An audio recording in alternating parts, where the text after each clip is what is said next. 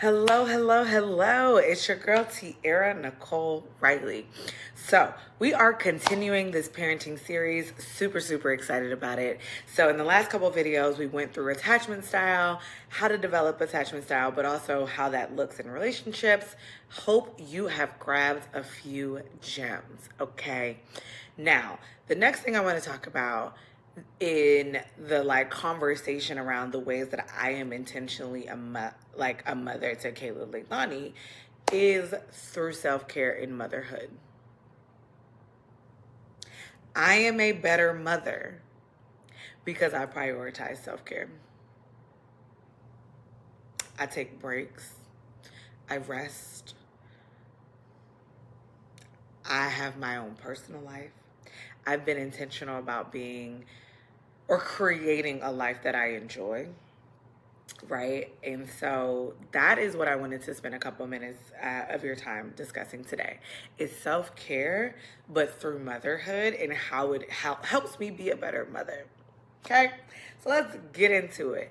First and foremost, the number one thing that I think has shaped me as a mother is I took breaks often.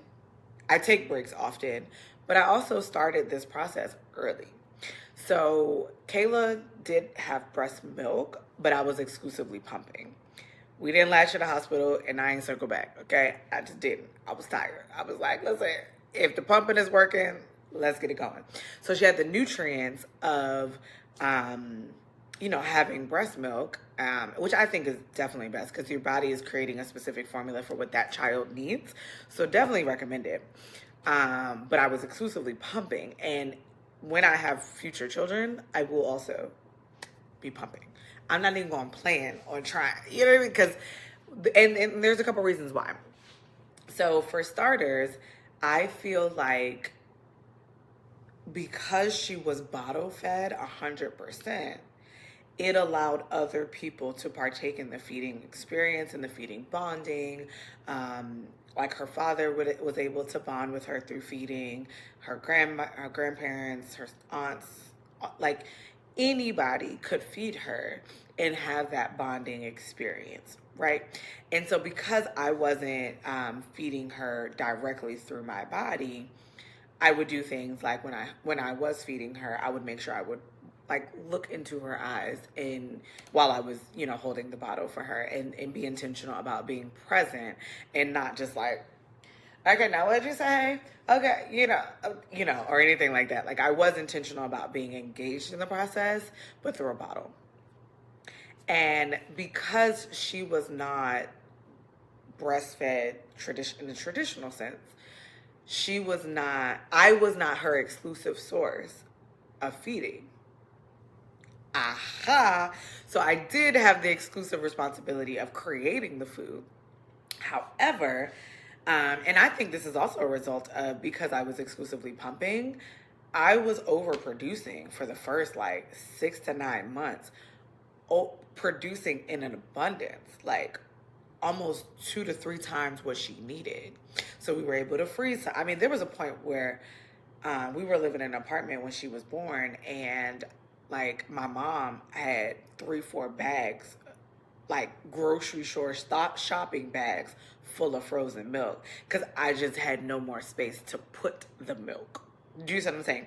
So because I was able to overproduce, and I think that is a result. I mean, some doctor, if you can jump in the comments, let me know, confirm or deny, whatever. But I think because I was pumping, my body was making more than she needed. Right. And so I was able to overproduce. And so that allowed the ability to go on trips because she had plenty of milk. She was always with somebody to this day. If Kayla is not with me, she is with somebody who is ecstatic to have her. Right. It's always family or very close friends. Right. But I don't drop her off. I make a genuine effort to not drop her off with somebody who's like, oh, I'll figure it out. Okay, I guess I can. My preference and my priority has always been the person who's like, oh, I can't wait to have Kayla. We're going to do this. We're going to do this. We're going to go here. We're going to play here. We're going to, oh my God, it's going to be so much fun. And so while I'm having my break and I'm able to focus on myself, Kayla's having a blast, okay? A grand time.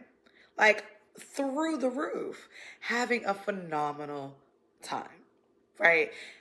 And so that helps with the mom guilt. Like I know what she's doing. I'm getting the pictures, I'm getting the videos. I know she's having a phenomenal time. Okay. So that allows me to go on like trips or girls trip or vacations or, whatever. And especially now that I'm a competitive cheer judge, I'm traveling often, but I make a priority to put her with people who love her down. Okay. And cannot wait to see her and spend time with her and be a part of her weekend. Do you see what I'm saying? And I try to make sure it's as easy as possible for them so that they can just enjoy Kayla, so that I can enjoy my time away and I get to have those breaks and I get to have that rest. I remember I had a mom friend, and I had a friend, and we became moms around the same time. And at the time, her son was like 3, and she had never been away from him longer than a work day, like ever. And I was like, I'm gonna need you to fix that. But the problem is, now that now that he was older, he didn't know how to be away from her. She didn't know how to be away from him. She didn't trust anybody to watch him for real. So it was like, you need the break. You're tired. You're exhausted. She was a single mom, so it's like you need the break, but you're not allowing yourself the space to take it. And I think because I started early, I was able to do it more often. So around the 4-week mark, I had to go out of town for like an emergency trip or whatever. So she stayed home with her dad. At the 6-week mark, he and I did a post baby moon. And she was with my mom. My mom was the only one that had her overnight for a while, like for a good little while. And that habit of like being able to like take that time and enjoy and get away and kind of, all of those things makes a difference.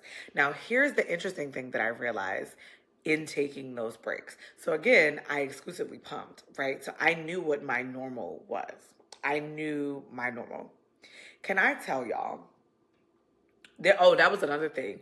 There was a point, I think she was maybe like 8 weeks or something like that. And postpartum was heavy. I had heavy, heavy, heavy postpartum depression.